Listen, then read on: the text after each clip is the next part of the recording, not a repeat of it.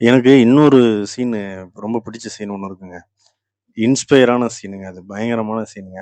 அந்த குழந்தைக்கு வந்து தீக்காயம் பட்டுரும். அப்போ வந்து டாக்டர் கூப்பிடுங்கன்னு சொன்னோனே எஸ்பிபி வருவாரு. அது தீக்காயத்துக்காக வந்த டாக்டர் மாரியே அப்படி ஒரு ஃபயரா இருப்பாரு. "என்னடா ஆச்சு? என்ன? எங்கன்னு?" அவரு அவர் வர்ற ஸ்டைலே வந்து பார்த்தீங்கன்னா, ஒரு மாரி ஃபயரா இருக்கும். ஆ அது அது வந்து ஒரு சிங்கிள் ஷாட்ல எடுத்திருப்பாங்க. செம்மையான சீனுங்க அது ஆக்சுவலா. நீங்களே அந்த சீன வந்து நெறைய தடவ பார்க்கலாம். ரொம்ப ரசிக்கும்படியாவே அவருடைய ஆக்டிங் இருக்கும். ஆ அஃப்கோர்ஸ் இன்னைக்கு நம்ம எஸ்பிபி சார் இல்ல. இருந்தாலும் அவருடைய ஆக்டிங் வந்து அந்த மாரியான ஆக்டிங்கா இருக்கும். என்னாச்சு? Fire doctor. ஃபயர்னா 101க்கு ஃபோன் பண்ணோம். எனக்கு ஏன்டா ஃபோன் குட் பண்ணீங்க? Morning sir. தொப்பிய தலையில மாட்டு. வெறும் ஃபயர் இல்லைங்க. ஃபயர் ஆக்சிடென்ட் ஆகி புசுங்கிடுதா? ஆம்புலன்ஸ் ஃபோன் பண்ணீங்களா இல்லையா? அது இல்ல டாக்டர், வயித்து எரிஞ்சு. அல்சர். ஐயோ அது இல்ல, அப்ப பொறாம.